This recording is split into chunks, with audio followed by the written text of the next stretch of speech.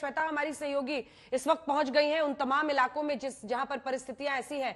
कहां पर पहुंची हैं आप? तवांग पहुंच गई हैं श्वेता, और क्या खबर वहां पर इस वक्त मिल रही है? दिख रहा है साफ अंधेरा है आपके पीछे।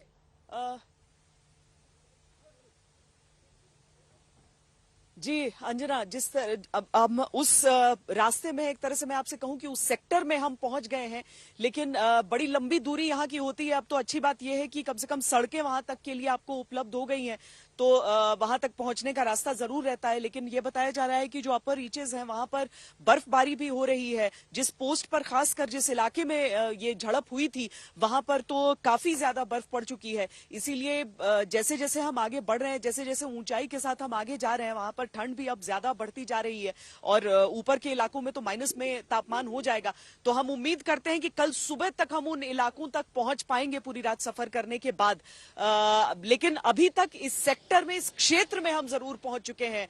अंजना, बिल्कुल, क्या अपडेट है? कुछ जानकारी जो एक्स्ट्रा बीते दिन से, क्योंकि आज रक्षा मंत्री राजनाथ सिंह ने जो कुछ सदन में कहा, विपक्ष का कहना है कि वो तो पहले ही हमें मीडिया से पता चल चुका था। जो सबसे बड़ी बात आज दूसरे दिन हो श्वेता। दरअसल इस तरह की चीजें जब भी होती हैं अंजना, चाहे किसी के भी राज में होती रही हो, मतलब थोड़ा आश्चर्यजनक होता है कि दूसरी पार्टी उसके बारे में कुछ ना कुछ बोलने लगती है। जब भी इस तरह की चीजें होती हैं, आप फौरन उस समय आकर, सबसे पहला आपकी प्रायोरिटी ये नहीं होती है कि सबको बता दें, बल्कि पहले आप उसको डील करते हैं, उसको सही तरीके से डील करते हैं और उसके बाद उसके बारे में सही जानकारी सब तक पहुंचाई जाती है। बहुत सुदूर इलाके होते हैं जहां तक किसी भी तरह का न तो मैसेज पहुंचना संभव होता है, ना वहां से एकदम फौरन आप हर जगह उसका प्रसारण कर दें। तो इस मामले में भी यही हुआ कि पहले जब ये झड़प हुई, और इससे पहले एक बार इस तरह की स्थिति यहां पर उत्पन्न हुई थी जिसे भारतीय सेना ने बहुत अच्छे से डील किया था। सितंबर के महीने में इस तरह की नौबत नहीं आई थी कि दोनों तरफ से चोटिल हुए हो उस समय सैनिक, सितंबर के महीने में।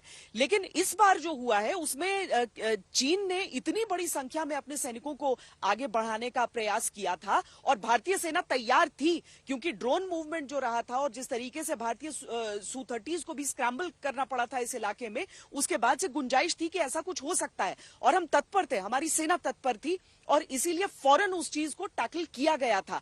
अब चीन अपनी तरफ से तो इसे शुरुआत में डाउन प्ले करने की कोशिश कर रहा था, हालांकि बाद में उसने कहा कि नहीं, भारतीय सेना वहां पर उसने घुसपैठ की कोशिश की है। तो इस तरह की चीजें चीन की तरफ से कही जाएंगी, क्योंकि भारत का पराक्रम ऐसा था कि चीन को ज्यादा इस समय नुकसान झेलना पड़ रहा है, ऐसा कि वो अभी अपनी जुबान से उसे बताने की भी हालत में नहीं है। जी, धन्यवाद श्वेता आपका हमारे साथ जुड़ने के लिए। आगे सफर आपके लिए है और मुश्किल भी है तमाम हालात। लगातार रिपोर्ट्स आपके अपने दर्शकों को दिखाते रहेंगे। संजय, निरुपम जी, कांग्रेस पार्टी की दिक्कत क्या है? क्या कांग्रेस पार्टी ये समझ नहीं पाई है, चाहे डोकलाम हो, गलवान हो या फिर अब तवांग हो, देश इस वक्त एक आवाज सुननी चाहती है। ये वक्त है सर सरकार की नीतियों पर सवाल खड़े करने का। 1, 2, 3 दिन बाद जब परिस्थितियां बनेंगी, सरकार को आप कटघरे में खड़ा कीजिए, ये आपका काम है। आप विपक्ष है, हमलावर होइए कि चीन को लेकर क्या हमारा जो दबदबा, हम जिस पर अपनी पीठ थपथपाते हैं, उसमें हम कमजोर पड़ रहे हैं। लेकिन ऐसे वक्त पर जब सेना के साथ खड़े होना चाहिए, तो प्रश्न उठाते हुए कांग्रेस पार्टी के कुछ नेता दिखते हैं। यहीं से तो सारी दिक्कत शुरू होती है, मुझे लगता है, कांग्रेस पार्टी के लिए। अंजना जी, कांग्रेस पार्टी बेहतर तरीके से जानती है कि जो पूरा विषय है एक राष्ट्रीय सुरक्षा से जुड़ा विषय है और इस विषय पे किसी प्रकार की राजनीति नहीं होनी चाहिए। दूसरी बात, भारतीय सेना की काबिलियत और उसके शौर्य के ऊपर कांग्रेस पार्टी को फक्र है। हम कभी भी अपनी सेना के शौर्य के ऊपर कभी शक नहीं करते, उस पर सवाल नहीं उठाते।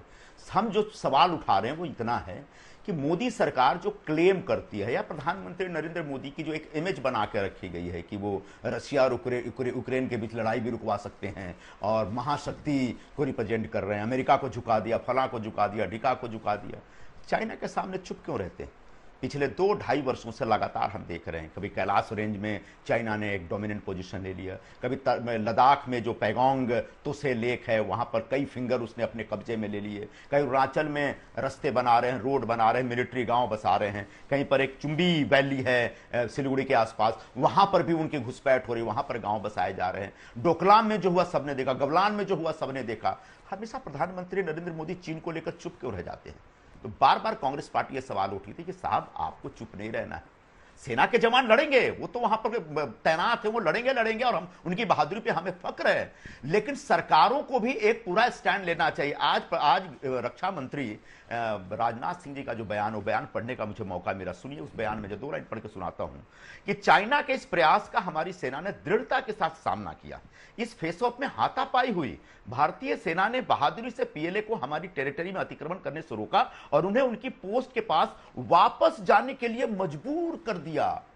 मतलब एक बहुत ताकतवर आदमी हमारे घर में घुस गया था और हम लोग उसको मजबूर कर दिए जाने के लिए। ऐसा लगता है कि ये पूरी सरकार कहीं ना कहीं लाचारी में है। मैं अभी त्रिवेदी जी को सुन रहा था, मुझे तरस आता है त्रिवेदी जी और भारतीय जनता पार्टी के समान तमाम साथियों के ऊपर। जब भी इंडो चाइना वॉर और जो चाइना का जो आक्रामक जो एक सामरिक नीति है उसके ऊपर जब भी कांग्रेस पार्टी सवाल उठाती है तो ये नेहरू जी के पास चले जाते हैं, फिर ये राजीव गांधी फाउंडेशन के पास चले जाते हैं, और अभी तो यूनाइटेड नेशन में जो संयुक्त सुरक्षा परिषद में सदस्यता का प्रश्न, स्थायी सदस्यता का प्रश्न, उसके विषय पे चले जाते। सब लेकिन क्या इस आरोप में, पिछले 2 वर्षों से चीन को जब मौका मिला, जहां मौका मिला, लेकिन क्या इस आरोप में दम नहीं है कि उसकी बेवफाइयों के बावजूद गलबहियां करते हुए, और नेहरू जी खास तौर पर एक नहीं कई बार ऐसे प्रश्न आए और जिस चिट्ठी का वो जिक्र कर रहे हैं ये सब मौजूद है। चीन को लेकर एलएसी पर स्पष्टता नहीं होना क्या सबसे बड़ी आज गलती साबित नहीं हो रही है आपकी नजर में भी? आपकी नजर में भी, क्योंकि आप भी इतिहास को अच्छी तरह से जानते हैं, समझते हैं। एक मिनट, एलएसी के ऊपर स्पष्टता नहीं है, ये नेहरू जी के जमाने से आप कह रहे हैं स्थापित है ये बात। क्या मोदी जी को मालूम नहीं था? तब वो अहमदाबाद में बुला के उनके साथ झूला क्यों झूल रहे थे? जब भी कोई विदेशी समिट होता है तो उसमें जाके गले क्यों मिलते हैं जीपिंग के साथ? आज जीपिंग से जब हम लड़ने की बात कर रहे हैं तो आप कांग्रेस को गाली दे रहे हैं, आप कांग्रेस से लड़ रहे हैं, नेहरू जी को बड़ा दुश्मन बता रहे हैं। आपका दुश्मन जीपिंग है, आपका दुश्मन चाइना है, आपका दुश्मन कांग्रेस पार्टी नहीं है। हां, रह गई बात राजीव गांधी फाउंडेशन में फंड आने की, तो हमने तो जो फंड आया ट्रांसपेरेंट तरीके से दिखा दिया है। आपके पीएम केयर फंड में कितना फंड आया आपने को बताया आज तक? इलेक्टोरल बॉन्ड्स के नाम पे कितने पैसे बीजेपी ने खाए आज तक बताया आपने? जो ट्रांसपेरेंट होता है वो बेईमान नहीं होता, जो छुपाता है उसके अंदर बेईमानी होती है।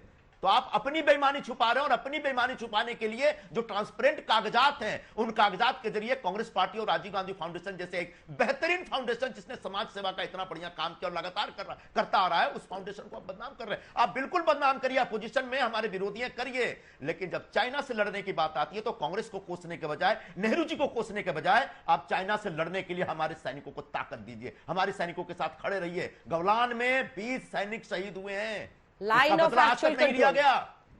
क्या भारत सरकार की जिम्मेदारी नहीं थी कि उन्हें हमारे 20 जवानों को मारा? हम चीन के 200 जवानों को मारे। पहले तो बोलती थी सुषमा जी, तुम मेरे 1 की मुंडी काटोगे मैं 100 की मुंडी काटूंगी।